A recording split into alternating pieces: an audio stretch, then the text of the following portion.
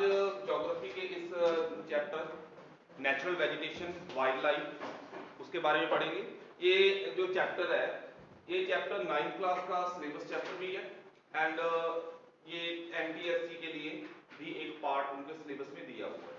तो हम वैसे ये वाला चैप्टर 6th क्लास से शुरू हो जाता है। आपने पिछली क्लास यानी कि जो आपकी प्रीवियस क्लास थी 9th क्लास वालों को बोल रहा हूँ कि उन्होंने ये चैप्टर 8th में पढ़ा होगा, 6th में भी एंड 7th में भी। 9th में कुछ ज़्यादा डिटेल में है, 10th में इसे 2-3 पार्ट में करके एक्सप्लेन किया गया। जैसे जो चैप्टर है फॉरेस्ट सोसाइटी एंड कॉलोनियलिज्म ये 9th में भी है, ठीक है। और 10th में तो एग्जैक्टली आपका जो प्रॉपर पोर्शन है forest and wild life resources उसमें दिया हुआ है चैप्टर। तो हम डिटेल में डिस्कस करेंगे forest sorry natural vegetation and wild life. जो चैप्टर का नाम है इसके दो पोर्शन आपको नाम में ही दिखाई दे जाएंगे। फर्स्ट जो है किस चीज के बारे में चैप्टर बोलता है, दैट इज नेचुरल वेजिटेशन के बारे में, ठीक है। दूसरा किस चीज के बारे में ये बात कर रहा है, वाइल्ड लाइफ के बारे में। पर ये समझ लीजिए ये दोनों चीजें इंटरलिंक्ड है। हमने बात करी थी चैप्टर 2 में, चैप्टर 1 ऑफ ज्योग्राफी क्लास 9 में, that India is the 7th largest country of the world. और इंडिया की ये स्पेसिफिकेशन भी हमने डिस्कस की थी that India is the only country having the natural habitats of lion and tiger. क्यों? First of all ये जो इंडिया साइज में इतना बड़ा होने के कारण इसके फिजिकल फीचर्स 5-6 टाइप के हैं, ठीक है।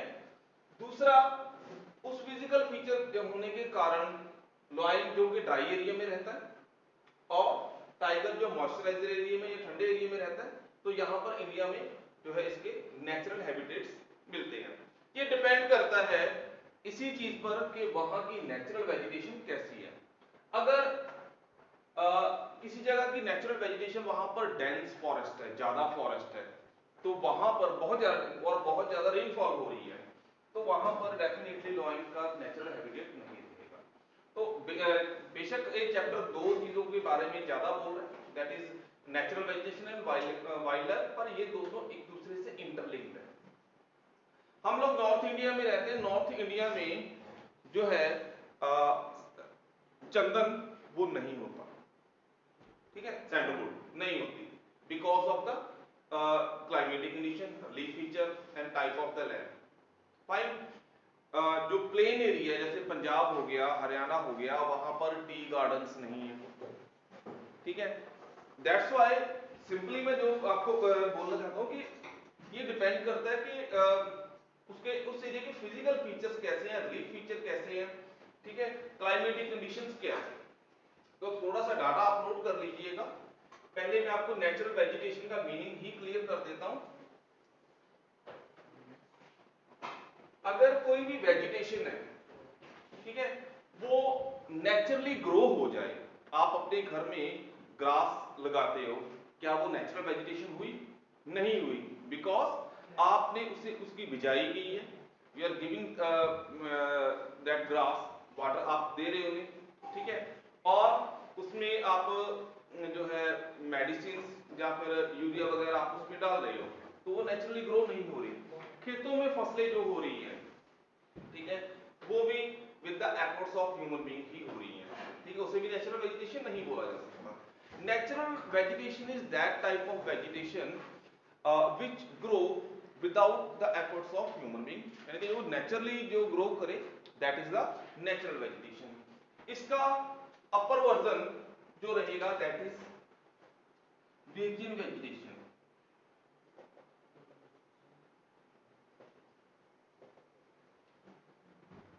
एक चीज का ख्याल रखिए, all the virgin vegetation is the natural vegetation, but all the natural vegetation is not the virgin vegetation। क्या सीन है कि virgin वो उस टाइप की वेजिटेशन है, नेचुरल वेजिटेशन है जिसका कांटेक्ट ह्यूमन बीइंग से नहीं है, या कभी नहीं हुआ, या बहुत लंबे समय तक उसके साथ कांटेक्ट हुआ ही नहीं। फॉर एग्जांपल जो मध्य प्रदेश का कुछ एरिया ऐसा आता है जहां पर ह्यूमन सेटलमेंट नहीं है, ह्यूमन की रीच वहां पर नहीं हो पाई, या हिमालय के काफी जो दुर्गम क्षेत्र है वहां वेजिटेशन हो रही है but that is not in the contact of human being, ठीक है, तो दैट इज कॉल्ड विर्जिन वेजिटेशन, ठीक है। विर्जिन वेजिटेशन या नेचुरल वेजिटेशन के एक और एग्जांपल बताता हूं मैं। हम रोड पर जाते हैं, ठीक है, तो साइडों में डेफिनेटली एग्रीकल्चरल फील्ड्स हैं, ठीक है, पर इन बिटवीन फिर भी थोड़ा बहुत एरिया होता है जहां पर खेत नहीं होते, ठीक है, या तो वहां पर पेड़ लगाए होते हैं, चलो वो फॉरेस्ट डिपार्टमेंट की तरफ से लगाए हैं, पर उसके नीचे थोड़े बहुत जो प्लांट्स नेचुरली ग्रो होते हैं, तो वो नेचुरल वेजिटेशन हो गई, ठीक है, पर वो विर्जिन वेजिटेशन नहीं हुई, क्यों? They are in the contact of human being. तो ये वर्जन रहेगा, कुछ डाटा है नोट कर लीजिए, पर ये डाटा डेफिनेटली पुराना है, हमारी जो बुक्स है एनसीईआरटी की।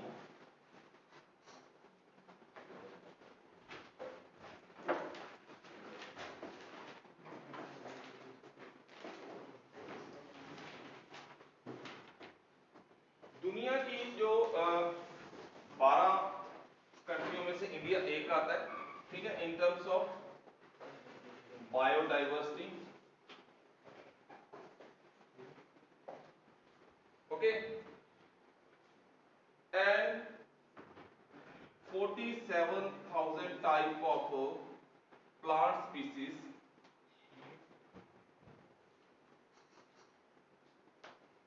फाउंड इन इंडिया, ठीक है, and this is the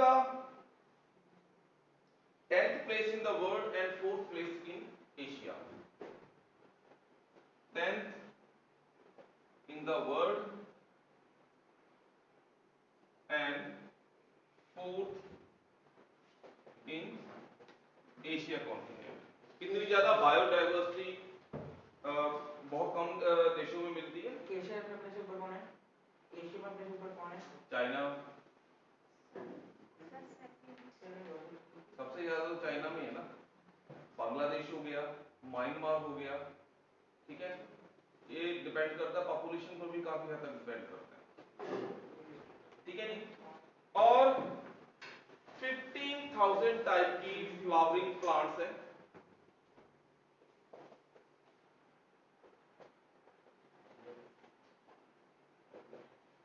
flowering plants found in India, ठीक है, it is 6% of the world. दुनिया के 6% जो फ्लावरिंग प्लांट्स हैं वो इंडिया में ही पाई जाती है।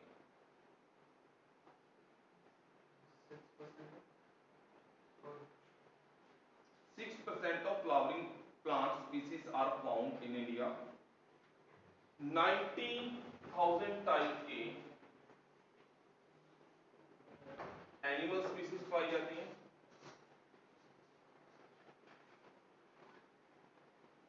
इंडिया में, ठीक है,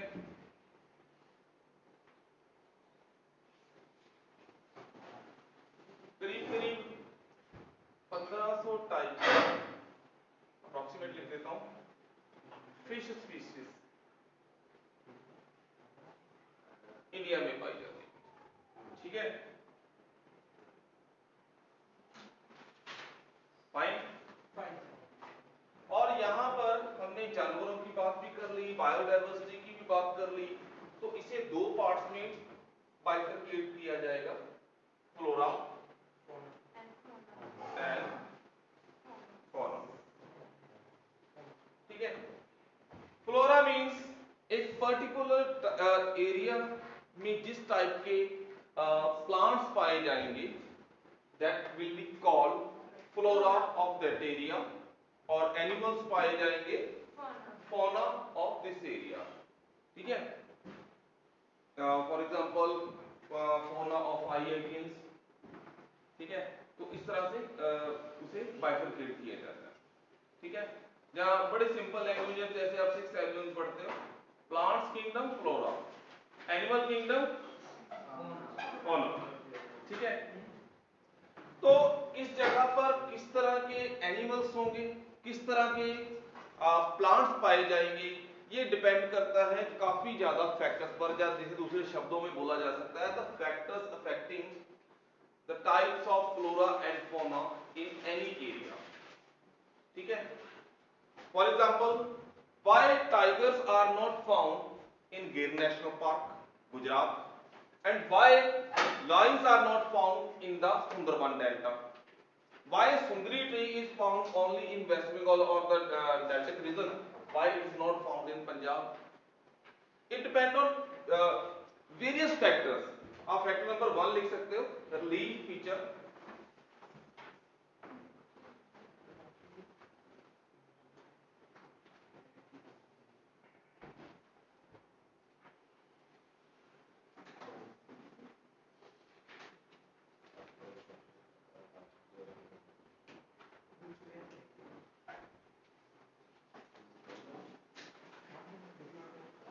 लीफ में दो कैटेगरीज रखी जाएगी, land and soil type. Land में आ जाएगा जी कि लैंड किस टाइप की है, is it plain area, is it desert area, is it plateau area, is it mountainous area, किस टाइप की लैंड है वहां। ठीक है, तो आप इसके सब डिवीजन सब पार्ट्स लिख सकते हो कि लैंड किस टाइप की है, प्लेट्यू टाइप की है, पथरीली है, डेजर्ट है। अब डेजर्ट की बात करें, डेजर्ट में कौन से प्लांट्स होंगे, अब देवदार तो हो नहीं सकता, पाइन ट्रीज तो हो नहीं सकता, बुशिस होंगी या कैक्टस ज्यादा होगा। ठीक है, डेफिनेटली ऐसे होगी। ठीक है, तो किस टाइप की लैंड होगी।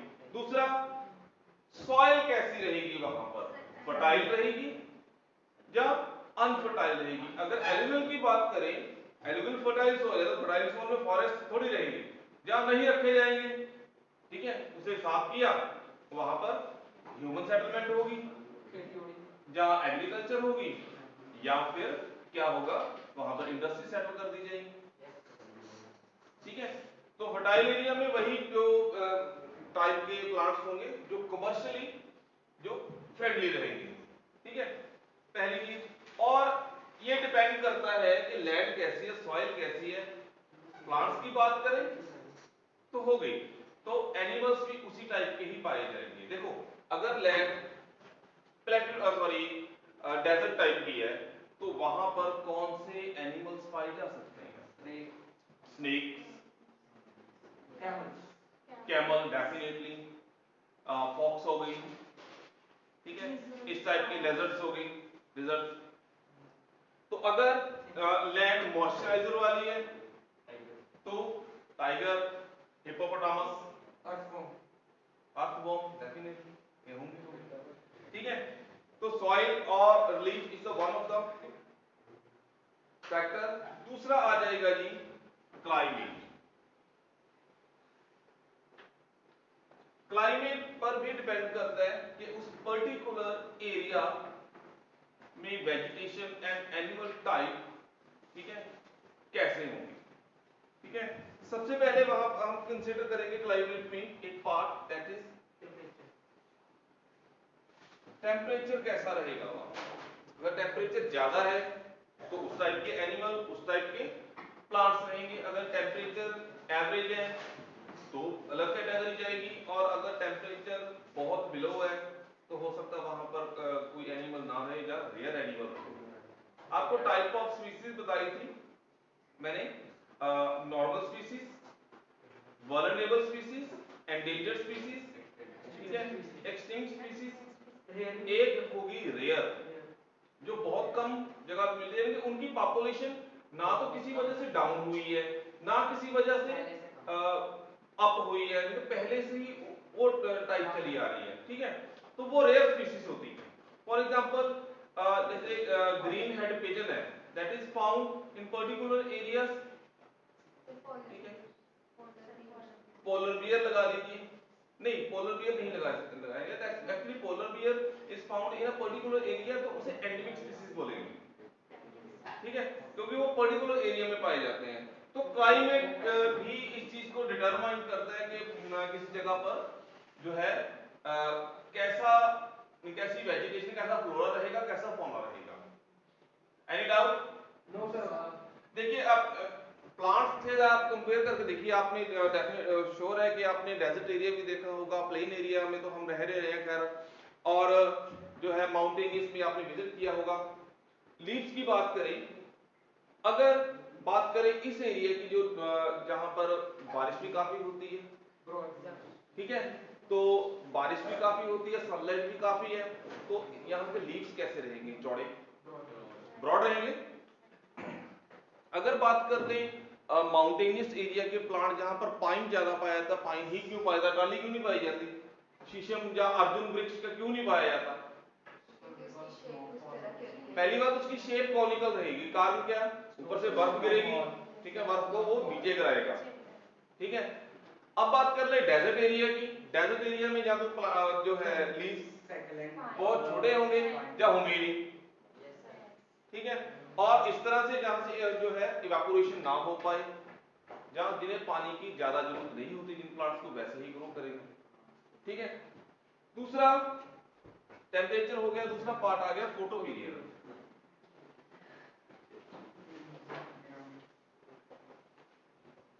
फोटो पीरियड क्या है? The duration of sunlight received by that area, ठीक है, फोटो पीरियड रहेगा। कई जगह ऐसी है जहां पर जो सनलाइट है वो लेट सूर्योदय होता है और बड़ी जल्दी ही सूर्यास्त हो जाता है, सनसेट हो जाता है, तो वहां का फोटो पीरियड कम होगा। और कुछ जगह ऐसी है जहां का फोटो पीरियड ज्यादा रहेगा, तो जहां पर फोटो पीरियड कम है तो वहां पर प्लांट्स ग्रो कम करेंगे। जहां का फोटो पीरियड ज्यादा है, ह्यूमिडिटी है, रेनफॉल है, फोटो पीरियड ज्यादा है, तो वहां पर प्लांट्स जल्दी और ज्यादा ग्रो करेंगे। तीसरा फैक्टर क्लाइमेट में हम ऐड करेंगे प्रेसिपिटेशन, या आसान भाषा में रेनफॉल। एक्चुअली प्रेसिपिटेशन सारी चीजों को इकट्ठा करके बुलाया जाता है, ऊपर से जो बादलों से चीज नीचे गिरती है, ठीक है, चाहे वो हेल की के रूप में हो, चाहे वो फॉग के रूप में हो, चाहे रेनफॉल के रूप में हो, चाहे स्नोफॉल के रूप में हो, तो उसे प्रेसिपिटेशन ज्वाइंटली बोला जाएगा। अब जिस जगह पर रेनफॉल ज्यादा होती है, ठीक है, और फोटो पीरियड डेफिनेटली वहां पर ज्यादा रहेगा, ठीक है, तो वहां पर प्लांट्स ज्यादा होंगे या कम होंगे? ज्यादा होंगे, क्योंकि जो प्लांट्स है उन्हें अबंडेंट क्वांटिटी में जो है पानी मिल रहा है, ठीक है। जहां पर रेनफॉल कम होगी तो वहां पर उस टाइप के प्लांट्स रहेंगे, या कम होगी उनकी पहली बात उनकी डेंसिटी कम होगी उन टाइप के फॉरेस्ट की। दूसरी बात जो है वो वहां पर प्लांट्स ही ऐसे होंगे जिन्हें कम पानी चाहिए, ठीक है। Any doubt? नेक्स्ट जो टॉपिक रहेगा, ये एंड है यहां पर। नेक्स्ट जो टॉपिक है दैट इज इकोसिस्टम, ठीक है। एक जगह, हर एक जगह पर जो है एटमॉस्फेयर होता है,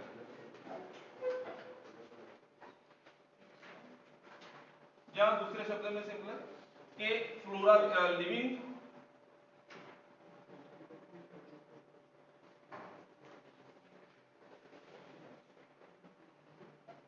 थिंग्स मौजूद होती हैं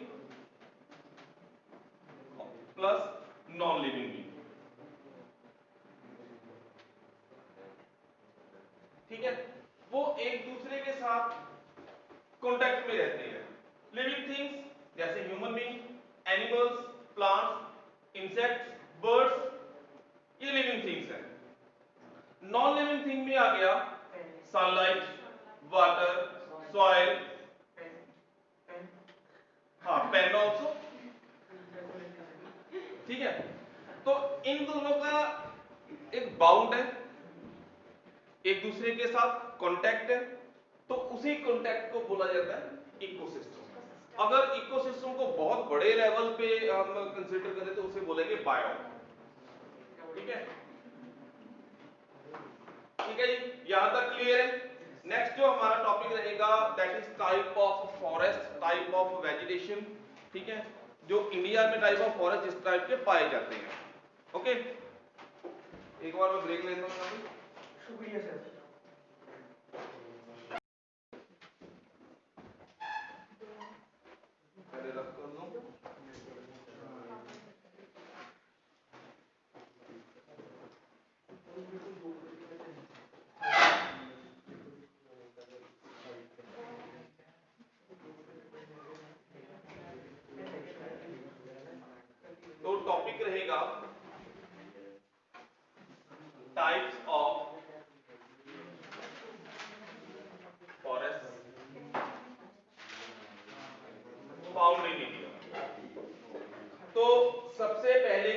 करते हैं the type of forest which is found in India, that is tropical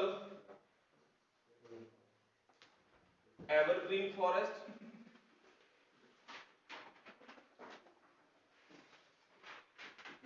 या इसे ट्रॉपिकल रेन फॉरेस्ट भी बोलते हैं।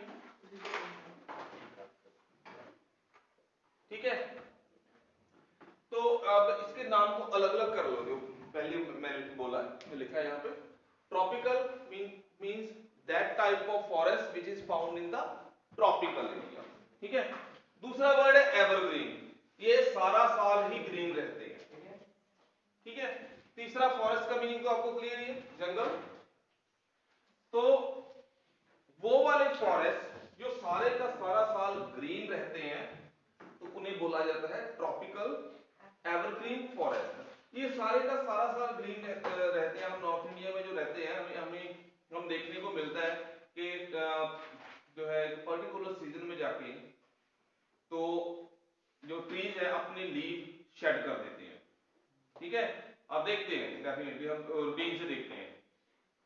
यहां पर है, यहां इन ट्रीज का या वेजिटेशन का पर्टिकुलर कोई सीजन नहीं होता कि किस सीजन में इन्होंने अपने जो लीव है वो शेड करने हैं।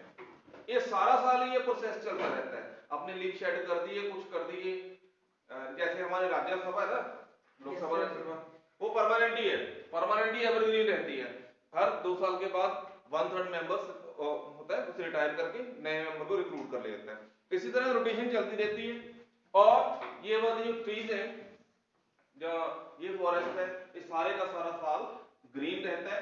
दूसरी चीज इसमें खास है कि यहाँ पर जो है जो फॉरेस्ट है वो डेंस रहेगा, का मल्टी लेयर बन जाएगा। मल्टी लेयर कैसे? नॉर्मली ये जो हाइट है इसकी 60 मीटर के करीब रहती है, तो रेनफॉल ज्यादा है, फोटो पीरियड ज्यादा रहता है यहाँ पर। ठीक है, अबंडेंट क्वांटिटी में पानी मिल रहा है, तो यहाँ पर जो है मल्टी लेयर स्ट्रक्चर बनता है वेजिटेशन का। मान लीजिए इतना बड़ा कोई यहाँ से लेके जैसे बॉटम से लेके टॉप तक जो अगर कोई टॉलेस्ट प्लांट है तो इन बिटवीन भी कुछ प्लांट होंगे, या इतनी हाइट वाले, इतनी हाइट वाले, इतनी हाइट वाले, इस तरह से बोला जाता है। That is a multi layer type of vegetation found in the tropical evergreen forest. ठीक है, और यहां पर जो टाइप ऑफ वुड मिलेगी ये हार्डवुड मिलेगी। ठीक है, हार्डवुड, और एनिमल्स भी वैसे ही रहेंगे। तो मैं आपको एरिया एक बार मार्क करवा देता हूं। एक तो ये वाला एरिया, पहले लेजेंड्स का आपके पास मैप है ना, लेजेंड्स का डिजाइन बना लो। ठीक है, इस तरह से आपका बॉक्स बना हुआ फर्स्ट। ठीक है, यहां इसका डिजाइन इस तरह से बना सकते हो आप, बॉक्स वाला ट्रॉपिकल एवरग्रीन फॉरेस्ट। ठीक है, तो ट्रॉपिकल एवरग्रीन फॉरेस्ट का जो एरिया है कौन सा है? ठीक है, एक तो ये वाला एरिया, ठीक है, ये कौन सा सिटी है? कौन सी सिटी है? सिटी ये एरिया, एरिया डाल दो। एरिया तमिलनाडु का एरिया, कोई पूछे थे। सिटी नहीं है। ठीक है, सेकंड वन एरिया, ये वाला एरिया जो लक्षद्वीप का है वो सारा, यहां पर ट्रॉपिकल एवरग्रीन फॉरेस्ट पाए जाते हैं। Fine, next the whole area of this island, these islands Andaman and Nicobar group of island, तो यहां पर भी ट्रॉपिकल एवरग्रीन फॉरेस्ट पाए जाते हैं। ठीक है, अदर एरिया यहां से लेके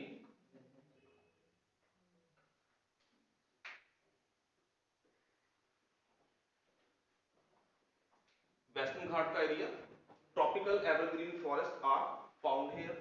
तो वेस्ट बंगाल का इतना इतना हिस्सा छोड़ के, ये हिस्सा छोड़ के बाकी जो हिस्सा आ गया इंडिया का, ठीक है, तो यहां पर ट्रॉपिकल एवरग्रीन फॉरेस्ट का एरिया।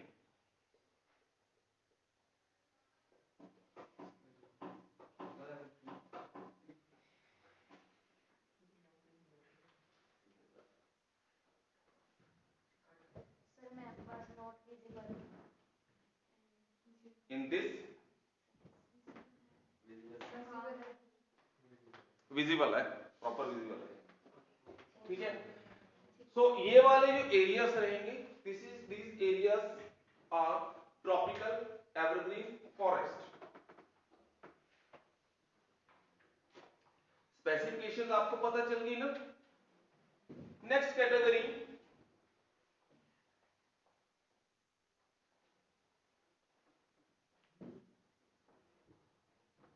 आ गई ट्रॉपिकल डेसिडियस फॉरेस्ट की।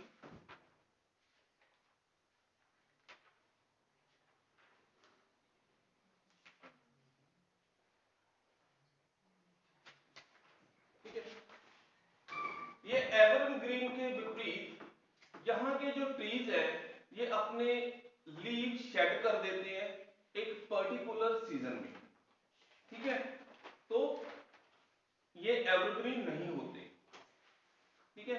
आगे इसकी भी दो सब टॉपिक्स बन जाते हैं, सब कैटेगरीज बन जाती हैं। जहां पर रेनफॉल ज्यादा होती है, बिटवीन इन्हें रेनफॉल मिलती है मिनिमम 70 सेंटीमीटर होनी चाहिए एनुअल और मैक्सिमम 200 सेंटीमीटर। तो ये कॉमन है ट्रॉपिकल डेसिडियस फॉरेस्ट में। पर आगे दो कैटेगरी बन जाएगी जहां पर रेनफॉल ज्यादा है, ठीक है।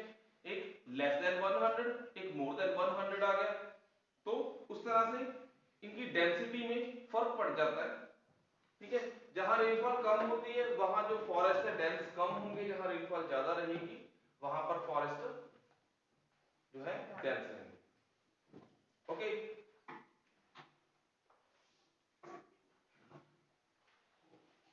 तो इंडिया, एक और चीज है, इंडिया का जो लार्जेस्ट एरिया कवर कर रहा है, ठीक है, इस टाइप का फॉरेस्ट ही कवर करता है। ज्यादातर इंडिया का एरिया इस टाइप के फॉरेस्ट के अंदर आता है, ठीक है। इसका आप क्या बनाओगे, लेजेंड कोई भी बना लो, जैसे बॉक्स बना हुआ है कोई भी बना सकते हो, डॉट्स वाला बना रहा हूं मैं, ठीक है। तो करीब करीब ऐसे छोड़ते हैं,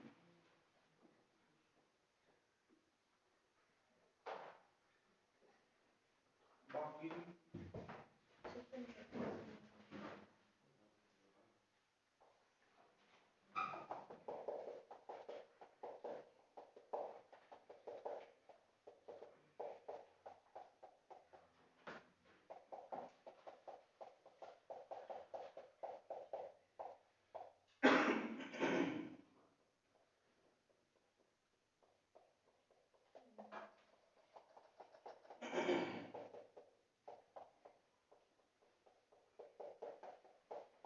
सारा एरिया आ जाता है, ठीक है। अगर आपके पास डिफरेंट कलर के पेन हैं तो आप वहां पर यूज कर सकते हो, फिर आपको ये वाले इस तरह के लेयर बनाने की जरूरत नहीं, उसमें आप डायरेक्टली कलर फिल कर दीजिएगा। नेक्स्ट कैटेगरी आ गई tropical thorn forest and scrubs.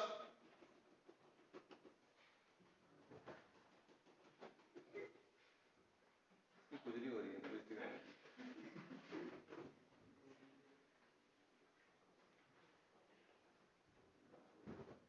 थोड़ा सा मैं कलर कर दिया ड्रॉ।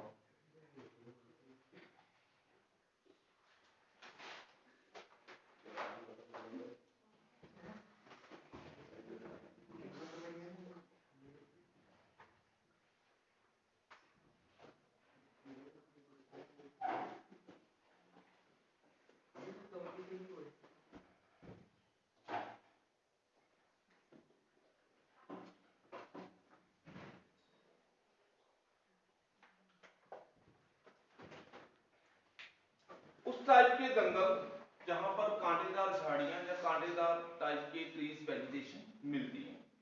ज्यादातर एरिया इसका राजस्थान और गुजरात का है, पर साउथ इंडिया में भी इसका कुछ हिस्सा है, ठीक है। और यहां पर वेजिटेशन जो है वो बहुत कम डेंस होती है। उसी टाइप के एनिमल्स यहां पर मिलते हैं जो इस क्लाइमेटिक कंडीशन, टेम्परेचर या फोटो पीरियड के टाइम में सर्वाइव कर सके अच्छे से, ठीक है। और जो यहाँ पर वुड पाई जाती है वो उतनी ज्यादा हार्ड नहीं होती, ठीक है जी। अब इसका लेजेंड कौन सा बना सकते हो? सर इसमें टाइगर्स और लायंस भी होते हैं? नहीं, सर इसमें साइड पे है। लायन होंगे, टाइगर नहीं होंगे। राजस्थान में टाइगर नहीं मिलता, गुजरात में टाइगर नहीं मिलता, ठीक है। इस चीज को अपडेट कर लीजिएगा। ठीक है जो अदर 45 थोड़े थे वो भी थोड़े थे, वो 45 थोड़े इसका यूज करें। वो नेचुरल हैबिटेट नहीं है एक्चुअली। क्या है ना, देखो ऊटी का जो एरिया हमने क्लाइमेट चैप्टर में पढ़ा, ऊटी का जो एरिया वो पर्टिकुलर जगह की क्लाइमेटिक कंडीशन के कारण वहां का टेम्परेचर डाउन ही रहता है, हालांकि वो ट्रॉपिकल एरिया में रहता है, तो ये फैक्टर भी हो जाती है, ठीक है। अब जैसे कियोलाडो नेशनल पार्क है या फिर सारिस्का नेशनल पार्क है, ठीक है, और कुछ एरियाज हैं जैसे बांधवगढ़ नेशनल पार्क हो गया, रणथंभौर हो गया, ये पर्टिकुलर जगह पर हाँ लाइन है, टाइगर है। रणथंभौर में डेफिनेटली टाइगर पाए जाते हैं। सारिस्का को तो जो है वाइल्ड लाइफ सेंचुरी बनाई गई है स्पेशली, तो जो रणथंभौर है जहाँ वो नेचुरल हैबिटेट है टाइगर का, वहाँ की एक बड़ी टाइगर्स बड़ी फेमस हुई थी मछली। मैप हमने करना चाहिए, मैप हमने भी करना है, एनकेएस में तो आएगा नहीं आएगा ना, पर आपकी यादगार के लिए अच्छा रहेगा। तो नेचुरल हैबिटेट जो है लाइन के वो है, बस ये चीज है कि वो पर्टिकुलर कंडीशन चाहिए होंगी, ठीक है। साउथ इंडिया का ज्यादातर जो हिस्सा है गर्मी ही रहती है वहां पर ऊटी एक ऐसी जगह जो इसका अपवाद है, ठीक है। इसका लेजेंड किस तरह से बनाओगे आप? किस तरह? या इस तरह से बना लो,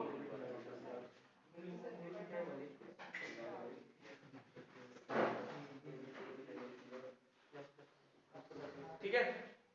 ठीक है सर। तो ये वाला एरिया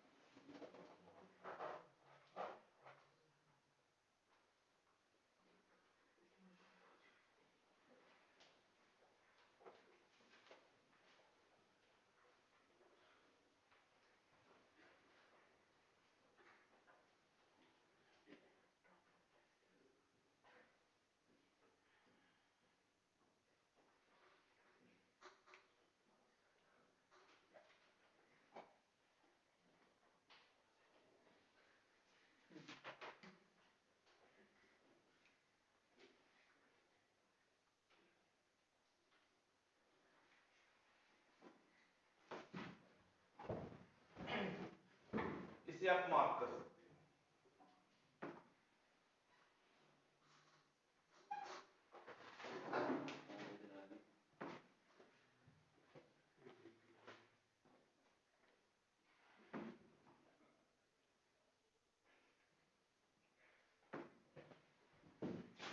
ठीक है। Next category, fifth category, sorry fourth category, that is montane forest।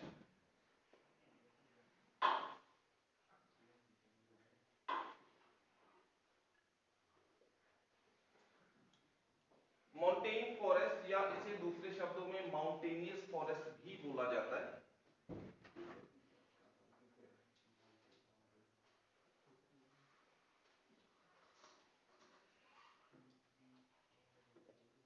Mountainous forest, this type of forests are found in the mountainous area of India, ठीक है।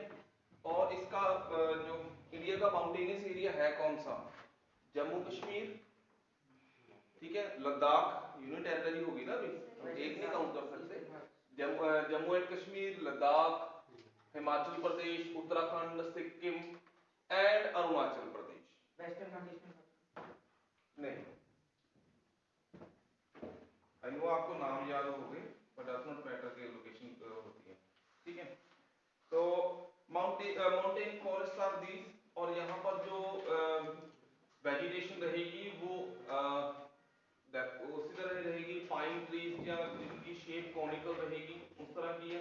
इसकी भी आगे कैटेगरी बन जाती है जो एरिया 3000 मीटर की हाइट पर है, 6000 मीटर की हाइट पर है या फिर 8000 मीटर की हाइट पर है, तो उसी टाइप की वेजिटेशन मिलेगी।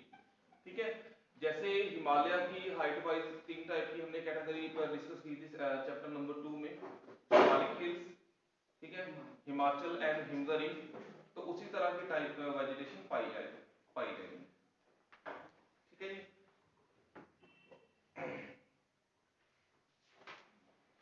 एरिया, अब इसका लेजेंड कैसे बनाओगे आप, इस तरह से बना दीजिए तिरछा।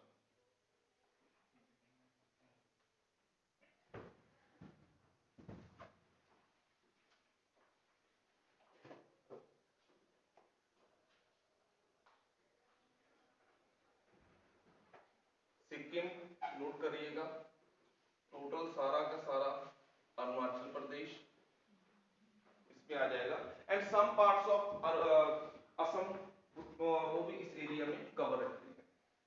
Okay, next and last one is mangrove forest.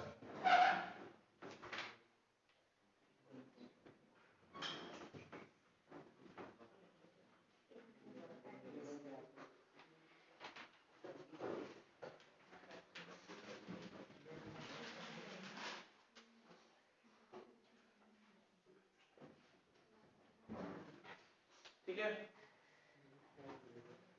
तो ये इसे एक और नाम भी बोला जाता है, टाइडल फॉरेस्ट भी इसका नाम होता है।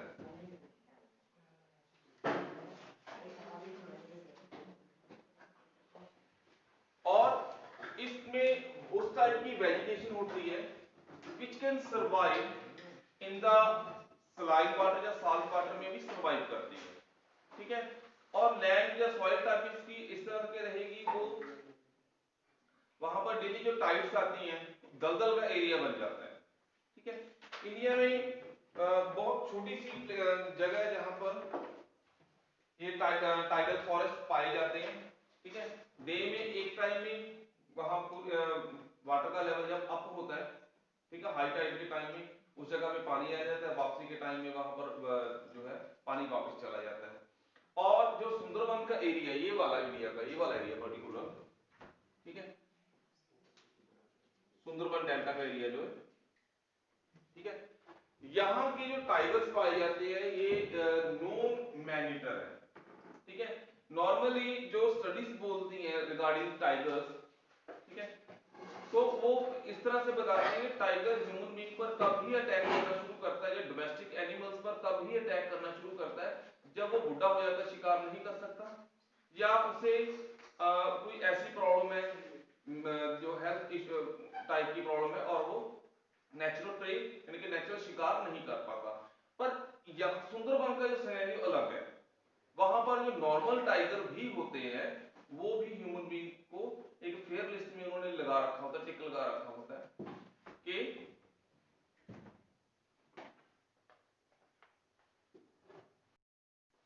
ह्यूमन बीइंग को वो खाती हैं। ठीक है, काफी टीवी सीरियल में एक ना वन डेंजरस जो एरिया है दुनिया का, उसमें सुंदरबन डेल्टा या सुंदरबन एरिया को भी बोला जाता है, क्योंकि मैं बता चुका हूं भाई यहाँ के जो टाइगर है ये नॉर्मल भी ह्यूमन बीइंग पर अटैक करते हैं। ठीक है, ये एरिया हो गया थोड़ा सा ये वाला एरिया। ठीक है, और चिल्का लेक का एरिया यहाँ, ये तीन, एक और जगह थोड़ी सी गल्फ ऑफ खंबा, यहाँ पर भी टाइडल फॉरेस्ट होते हैं। ठीक है, सुंदरबन नेशनल पार्क एक ट्री के कारण इसका नाम रखा गया, वो पर्टिकुलर टाइप का जो ट्री है यही मिलता है, सुंदरी ट्री। ठीक है, and this tree can survive in fresh water as well as in salt water, और इसकी जो रूट्स हैं वो बाहर को निकली होती है ऊपर को, for the sake of oxygen. ठीक है, these type of forest are found in India, ये टाइप वेजिटेशन की है। अब थोड़ी सी बात करें हम वाइल्ड लाइफ की, जंगली जानवरों की। सर वो चीज फाइनल है लेते हैं।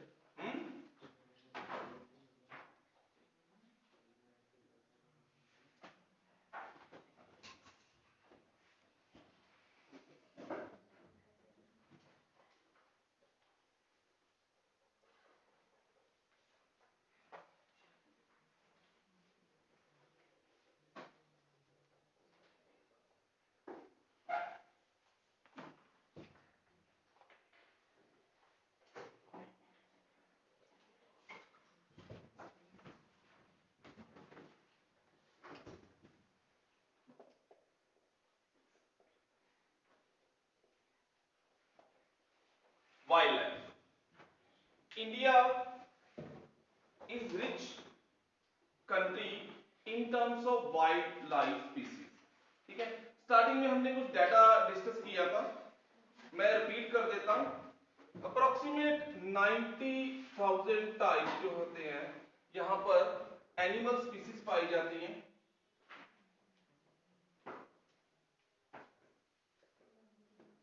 ठीक है,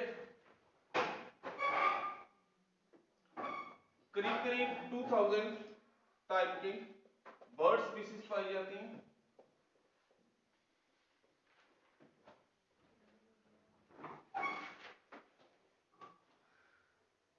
वो डाटा अपडेट कर लेना, मैंने अप्रोक्सीमेट 1500 बोला था ना, तो करीब 2500 टाइप की फिश वैरायटी, फिश स्पीसीज पाई जाती हैं इंडिया में। दैट इज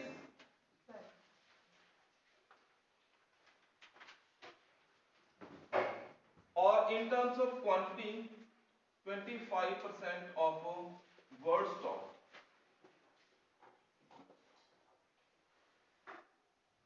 वर्ल्ड में टोटल जितनी फिश पाई जाती है 25% इंडिया में ही मिलती है, इंडियन वाटर्स में ही। ओके, तो India as per the guidelines of UNO किसी भी कंट्री का जो है 33% एरिया वो फॉरेस्ट कवर में होना चाहिए। ठीक है, पर इंडिया में ऐसा नहीं है। अप्रोक्सीमेट 20 to 23% हार्डली इंडिया का जो एरिया है वो फॉरेस्ट कवर के अंडर आता है। इंडिया की एक स्टेट मध्य प्रदेश, इसमें मोर देन 70% जो एरिया है फॉरेस्ट कवर में आता है। पर अगर हम बात करें पंजाब या हरियाणा की तो फॉरेस्ट कवर में नहीं आ रहे, वो बहुत ही कम एरिया है जो फॉरेस्ट कवर में आते हैं, वो भी अनक्लास टाइप के फॉरेस्ट में। ठीक है, हमने 9th क्लास में एक टॉपिक डिस्कस किया था, जहाँ आई थिंक हिस्ट्री का करवाया नहीं, फॉरेस्ट सोसाइटी एंड कॉलोनिज्म। तो गोरों ने, अंग्रेजों ने इंडिया के जो फॉरेस्ट थे 3 कैटेगरीज में डिवाइड कर दिया था, the reserve forest, the protected forest and the village forest. Presently इसका नाम दिया जाता है the reserve forest, the protected forest and the unclassed forest. और पंजाब हरियाणा में तो ज्यादातर अनक्लास फॉरेस्ट की कैटेगरी है। अगर कोई यहाँ पर जंगल है तो छोटा मोटा एरिया ही है, छोटा मोटा एरिया, हार्डली 1 किलोमीटर 2 किलोमीटर का एरिया। यहाँ पर जो वाइल्ड एनिमल्स है like tiger, like lion, elephant ये नहीं मिलते। ठीक है, पंजाब का एक हिस्सा है अबोहर साइड, सुना होगा, वहां ओपन सेंचुरी का निर्माण किया गया है। या अगर इस साइड में जाए हम, मानसा रूट पे जाए, वहां के जो एरिया है वहां के फॉरेस्ट में, सॉरी वहां के फील्ड्स में नेचुरली वहां पर जो है नीलगाय, ब्लू बुल, सुना ना आपने, वो पाया जाता है। पर ये पंजाब में बहुत कम है। बिहार, मध्य प्रदेश या महाराष्ट्र साइड में ब्लू बुल जो नेचुरली किसानों के खेतों में घूमते हैं तो उन्हें एक समस्या के रूप में देखा जाता है, बिकॉज उनका जो प्रेडिएटर जो है, नेचुरल प्रेडिएटर वहां पर मौजूद नहीं है। ठीक है, कार्निवोरस जो एनिमल्स होते हैं वो नहीं अवेलेबल नहीं है वहां पर। ब्लू कलर की होती है, नीली गाय ब्लू कलर की होती है। हाँ, कहते हैं ग्रे से कलर की होती है, हम पंजाबी में बोलते हैं रोज।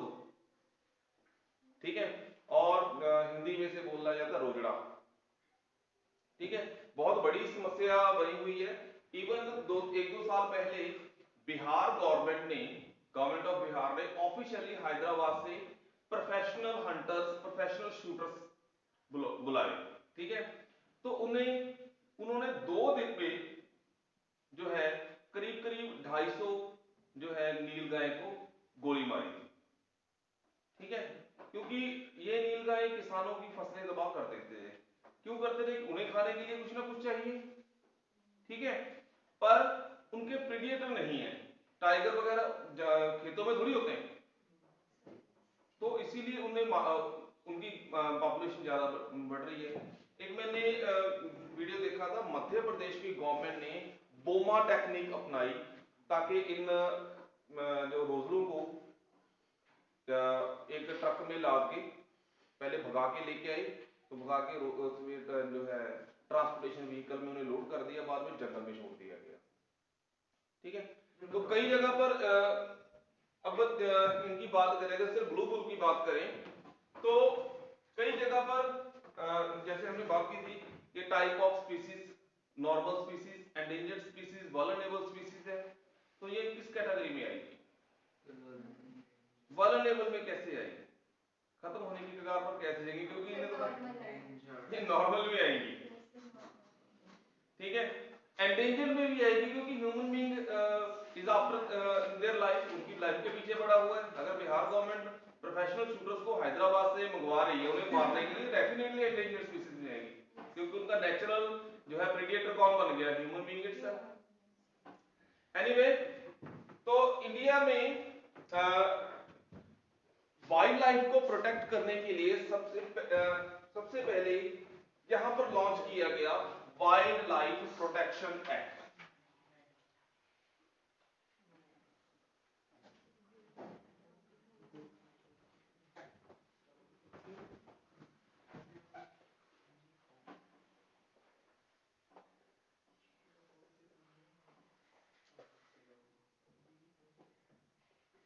इस एक्ट के अंतर्गत किसी भी जंगली जानवर को ना तो मारा जा सकता है, ना ही उसे डोमेस्टिकेटेड किया जा सकता है, ठीक है।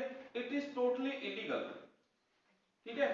आपको किस्सा याद होगा वो फिल्म एक्टर सलमान खान वाला, उसने black buck which is the state animal of Punjab, ठीक है, राजस्थान का भी है, राजस्थान का भी स्टेट एनिमल है। तो इंडिया का स्टेट एनिमल कौन सा है? टाइगर, ठीक है। And state bird peacock. तो सलमान खान ने राजस्थान में उसको मार दिया था, उसे पनिशमेंट भी हुई है, उसका पीछा अभी तक नहीं छूटा, ठीक है। तो एक केस चलता है, उसको कौन बोल सकता कुछ? बेटा संजय दत्त को भी नहीं कुछ बोला होगा जब उस पर टाटा लगी थी, है ना। तो इस तरह से वाइल्ड लाइफ को प्रोटेक्ट करने के लिए जो वाइल्ड एनिमल्स हैं उनकी प्रोटेक्शन के लिए एक्ट बनाया गया, काफी टर्म्स एंड कंडीशन है। उसके बाद जो वाइल्ड एनिमल्स हैं इनकी हंटिंग एंड पोचिंग इलीगल कर दी गई, ठीक है। हालांकि ये अभी भी एक चैलेंज बना हुआ है। एज पर रूल जो वाइल्ड एनिमल्स को मारना, उनका पोचिंग करना, उसकी हंटिंग करनी, ये टोटली इलीगल है, पुनिशेबल एक्ट है। पर फिर भी हिडन रूप में बहुत सारे वाइल्ड एनिमल्स जो है उनकी स्मगलिंग की जाती है, बस होती है। अगर वीरप्पन, जिसका मैंने आपको जिक्र किया था, अगर वो ट्रकों के ट्रक भर के चंदन या सैंडलवुड को स्मगल कर रहा है, कर सकता है, तो बहुत कुछ हो रहा है। एयर टैक्स नहीं होते, वाटर बेस होते हैं, हम बातें करें, ठीक है। दूसरा 1973 में प्रोजेक्ट टाइगर लॉन्च किया गया, ठीक है। First of all it was introduced in Jim Corbett national park में से इंट्रोड्यूस किया गया to increase the population of royal Bengal tiger. यहां पे है ये डिस्ट्रिक्ट नैनीताल, ठीक है। और इसके बाद कुछ और वाइल्ड लाइफ जो है प्रोजेक्ट चालू किए गए, project rhino, project elephant, project घड़ियाल, ठीक है, ये प्रोजेक्ट लॉन्च किए गए। तो आज के टाइम में इंडिया में करीब करीब 100 जो है नेशनल पार्क्स हैं, क्योंकि डाटा इसका अप और लो होता रहता है, चेंज होता है, वेरिएशन होती है। नेशनल पार्क्स इंडिया में है, ठीक है, नेशनल पार्क्स है और बर्ड सेंचुरीज है,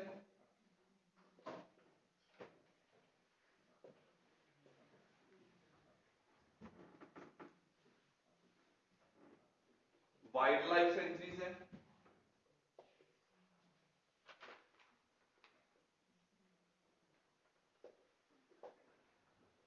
बहुत सारे इंडिया के नेशनल पार्क्स हैं जो टाइगर जहां पर प्रोजेक्ट टाइगर लॉन्च है, और सेम जगह ऐसी भी है जहां पर जो है कोई और प्रोजेक्ट लॉन्च है। For example Kaziranga national park, ठीक है, यहाँ प्रोजेक्ट टाइगर भी लॉन्च है और प्रोजेक्ट राइनो भी लॉन्च किया गया, ठीक है। इंडिया में अब जहां, ठीक है, इंडिया में जो है एक स्पेशल सेंचुरी है, ठीक है, that is wild ass sanctuary, जंगली गधों की सेंचुरी, गुजरात में है, ठीक है। नेक्स्ट है जो बर्ड सेंचुरीज है, एक इसमें आया था शायद कौन बनेगा करोड़पति में ये क्वेश्चन आया था, what is the other name of Ghana national park. Ghana national park is located in Rajasthan, तो उसका अलग से नाम भी है, उसका नाम है कियोलैडो नेशनल पार्क, ठीक है। और इंडिया में जो है वुल्फ नेशनल पार्क भी है वुल्फ के लिए, दैट इज दाशिगम नेशनल पार्क, यहां पर है एग्जैक्टली। सर वुल्फ नॉर्मल में आते हैं या इंडियन में आते हैं? हाँ जी, वुल्फ नॉर्मल में आते हैं या वन एनिमल में आते हैं? एंडेंजर्ड है, ठीक है। Sir, throughout the world, sir, throughout the world, is it India? We are talking only about India, ठीक है। In वर्ल्ड में जैसे आ जाते हैं ना एरिया आता है, जैसे अलास्का का एरिया आ गया, Yes. जहाँ कनाडा का एरिया आ गया, वहाँ कायोटी, ठीक है, ब्राउन बियर, ठीक है, गिजरी बियर जिसे बोलते हैं वो है, या वुल्फ है, वो काफी तादाद में ज्यादा है, रशिया में भी काफी है, पर हम बात कर रहे हैं ये कि इंडिया में जो वुल्फ है, इंडियन वुल्फ है, वो एंडेंजर्ड स्पीसीज है। आपको जब चैप्टर पढ़ोगे ना तो करीब 1850 से लेके एज बॉडी, मतलब 1850 से लेके 1925 तक इंडिया में 80,000 टाइगर मारे गए, ठीक है, 1,25,000 लेपर्ड का शिकार किया गया और करीब करीब 2 लाख जो है वुल्फ मारे गए, भेड़िए।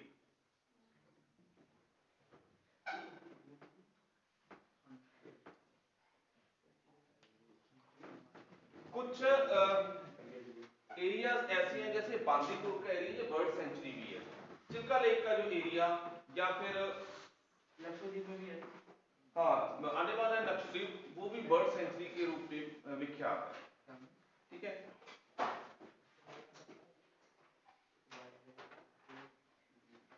अच्छा, जो इंपॉर्टेंट पार्ट आता है, इंडिया में बर्ड्स भी बेसिकली 2 टाइप के रहते हैं, ठीक है।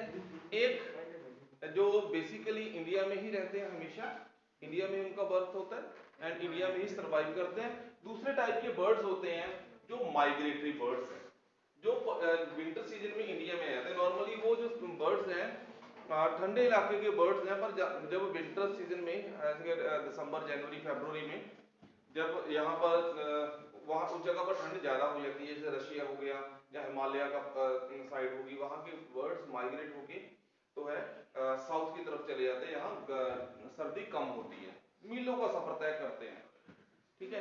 जैसे क्रेन हो गई, स्वैन हो गया, क्रेन स्पेशली। एक चीज बता दूं, राजस्थान में इन एक पर्टिकुलर जगह जोधपुर, तो इन जो है इन गेस्टों की वेट बड़ी अच्छी तरह से की जाती है, ठीक है। कुछ विलेज है वहां पर, तो क्या करते हैं उन्होंने ना बाड़े बना रखे हैं स्पेशली, बाड़े इस तरह के कंडियाली तार लगाई हुई है स्पेशली उन्होंने। तो बर्ड्स जब आते हैं उनके लिए पहले सारा गांव मिलके उनका फूड इकट्ठा कर लेता है पूरे साल में। जब वो बर्ड्स माइग्रेट होके इंडिया आ जाते हैं इंडिया में, तो उन्हें जो फूड डाला जाता है खाना खाने के लिए, चोगा डाला जाता है, तो उस बाड़ों में उस एरिया में डाला जाता है ताकि उन बर्ड्स पर जो है बाकी जो एनिमल्स है वो अटैक ना कर पाए। ठीक है, उनके लिए पानी पीने की व्यवस्था भी गांव वाले करते हैं, तो बड़ी अच्छी तरह से उनकी देखभाल कर रहे हैं। तो बर्ड्स बार बार माइग्रेट होकर वहां पर आते हैं। बड़ा अच्छा अच्छा सीन सा रहता है कि कितनी बाउंडिंग होगी between the birds and the human being. अगर उन बर्ड्स को कुछ खाने को मिले ना वो आएंगे नहीं। ठीक है, तो हमने जो वर्ड डिस्कस किया था ना इकोसिस्टम, कि हम एक दूसरे के साथ इंटरलिंक्ड है, living thing non living thing के साथ है और living thing with the living things है। ठीक है, बहुत है जी, thank you. Thank you sir.